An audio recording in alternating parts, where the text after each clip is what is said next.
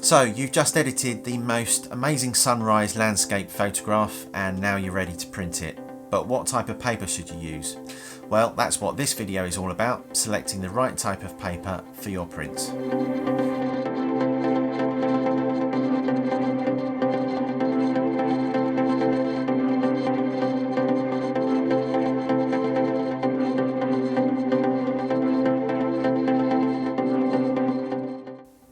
Hi folks, welcome back to my channel, and today we're talking all about this stuff, inkjet photo papers and which ones are best suited for your images.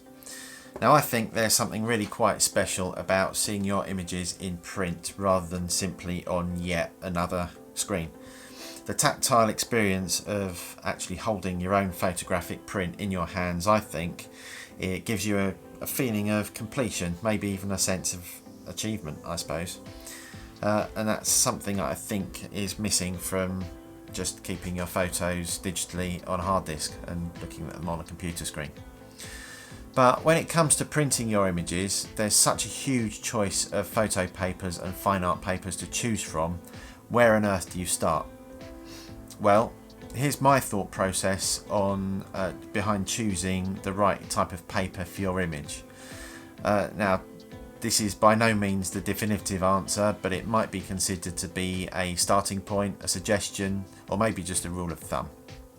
Now, as you know, I'm a landscape and aviation photographer primarily, so I'll be concentrating on those subjects.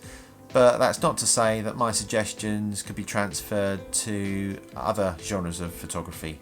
So colourful landscapes might be transferable to fashion or street photography, and aviation might be transferable to motorsport, and so on. You get the idea. So let's have a run through of the papers that are available to us for inkjet printing.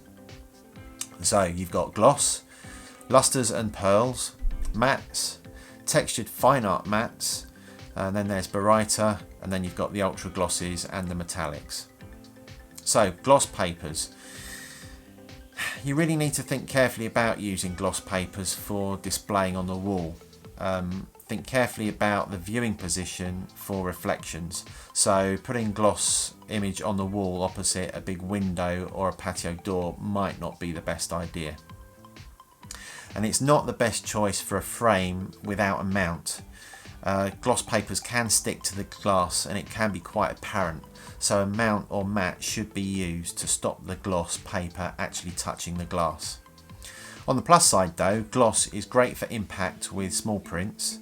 It's excellent for high contrast colourful images, and likewise it's excellent for contrasty images with dark blacks. The biggest negative to gloss paper is that it doesn't really have a fine art feel to it. Next up, you've got lusters and pearls, and I think they're a great choice for a larger print. They show colour off very well for colourful images, and because the surface isn't shiny like gloss, you'll get less in the way of reflections, and therefore it's more suitable and versatile for displaying on a wall. And they're known for having an excellent tonal range. Despite all of those positives, they're still seen as photo papers and not really considered to be fine art paper. Then you've got the mattes. So now we're getting towards papers that are starting to be thought of as fine art papers. Smooth matte paper like this can be exceptional for dull and muted images. They're great for tonal ranged images featuring pastel shades and colours, and they have a low gamut, meaning that they can't show vivid colours as well as other papers like gloss can. Potentially the blacks will be brighter and the paper might not be able to print jet black tones particularly well. And then you've got the barytas. Now baryta paper is definitely a fine art paper and has its origins in paper that used to be used in the darkroom. But this was brought up to date to be used with inkjet printers. It has a subtle, slightly textured surface, and it has a subtle sheen to it which gives it a luxurious feel. This type of paper has a higher Dmax and gamut with a high white point, so it's exceptionally good for high contrast black and white images like this, and it's also very good for colourful images too. It has an unglazed glossed finish, so it does feel very high quality. And then we're on to the textured fine art mats. So there are some exceptional papers in this category, and it gives a feeling of real true fine art when you use them. But you need to think about using these papers carefully. What do you want to use the texture for? Do you want the texture to enhance elements of the photo, or are you going to use it artistically? Textured mats have a low gamut, and so they're very good for pastel images and images with muted colours, and likewise they're excellent for images with few colours as well. And then you've got the ultra gloss and metallics. Now these definitely have their uses, but are very unlikely to be used for landscape photography. They're certainly better suited to other genres of photography. They can be gimmicky and should be used sparingly, but they're good for impact, they're great for nighttime shots, and they're excellent for deep blacks. Now it's actually quite difficult to imagine or visualize what your image might look like when it's printed on a specific paper. So to help me in my choices, here's what I've done. I've knocked up a test print sheet in Photoshop with some simple patterns and some of my images which represent a kind of common selection of typical landscape colours. I primarily use photo speed papers, so I've got myself a couple of their test packs and printed these test sheets out on each of these papers that interest me. I can then refer back to these papers and these test prints when I'm going to be printing out a picture, just to get an idea of the results that I can expect by looking carefully at these test prints, and it's a system that works really well for me. Right, so a rule of thumb I would suggest for colourful images. For low contrast and pastel images, use a fine art matte paper.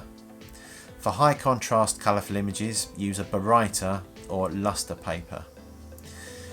A rule of thumb I have for black and white images: if it's a low contrast and grey, mostly grey image, use fine art matte paper, and high contrast images with deep blacks, use a baryta, luster or glossy paper. For my aviation prints, I generally use luster or metallic, depending on how I feel at the time. I think some military aircraft with special paint colour schemes, aircraft painted in bright colours, or shiny airliners with direct sunlight and deep blue skies behind them can look incredible on metallic paper. But I'm also very conscious that overuse of metallic paper might be a little bit gimmicky. I'll tend to use luster unless I want to make an aviation image extra punchy or sharp by the use of metallic paper. I use luster papers for almost every other aviation image I take, especially normal military aircraft or those painted in normal kind of dark military matte Air Force type colours. Anyway, I hope that helps. What paper do you think works best for your style of photography? Let me know in the comments below. What's your favourite paper to use? Pop your answer below and I'll be interested to hear. Hope that's been of some use. Please help out the channel by subscribing, and it'd be great if you could give this video a thumbs up and help me out. Thanks for watching, and I'll see you again next time. Bye for now.